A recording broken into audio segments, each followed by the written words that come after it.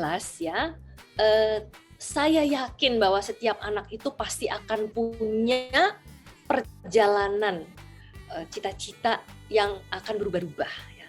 Biasanya kalau masih kecil, banyak anak, "Aku mau jadi presiden," nah ya kan, atau "Aku mau jadi artis, aku mau jadi dokter," gitu. Tapi dalam perjalanan mungkin mereka berubah dan biasanya anak perempuan berubah lebih banyak daripada anak laki-laki gitu ya kan. Nah ini adalah suatu fenomena yang biasa ya. Artinya di awal-awal masih kecil mereka hanya menggantungkan cita-cita, mereka belum tahu cocoknya apa. Tapi dalam perjalanan baru tahu, "Ih, aku seneng sih pengen jadi dokter, tapi kayaknya aku, nggak mau deh kalau kerjanya sampai malam-malam." Misalnya nih ya contoh, atau aku mau jadi, arsitek gitu, tapi, aku nggak mau kalau kerjaannya gambar terus. Nah gitu kan, jadi dalam perjalanan tuh ternyata ada hal-hal yang tidak disukai, ada hal-hal yang, ingin lebih disukai gitu, sehingga akhirnya terjadilah pergeseran dan perubahan tersebut. Nah ini adalah hal yang wajar. Nah, kembali lagi sekarang bagaimana kita bisa memperkenalkan, eee, bidang-bidang pekerjaan kepada anak-anak yang cocok dengan profilnya dan yang juga cocok dengan, zaman gitu ya, karena ada yang mungkin sudah bergeser tadi, ada yang enggak. Tapi yang jelas sekali lagi perjalanan kehidupan untuk mencari, tujuan hidup itu adalah salah satu PR untuk, anak remaja kita.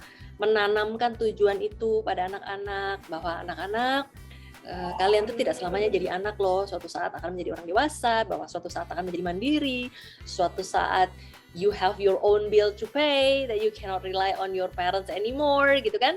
Mereka harus punya konsep tersebut gitu. Jadi mulai dari cita-citanya, sikap kerjanya, profesionalitasnya, membangun keterampilan sosial emosionalnya, itu kan berbeda-beda. Untuk orang yang mau menjadi guru, dia harus punya karakteristik seperti ini. Kalau dia mau jadi dokter atau suster atau dokter gigi atau tenaga kesehatan, dia harus punya profil yang seperti ini. Kalau dia mau jadi ini, nah itu harus dia bentuk dalam kehidupan. Nah, tugas orang tua untuk bisa mengantarkan itu. Nah, apabila ternyata ada konflik antara keinginan orang tua dan keinginan anak, nah tentu ini yang akhirnya menjadi permasalahan. Karena seringkali ambisi adalah ambisi orang tua.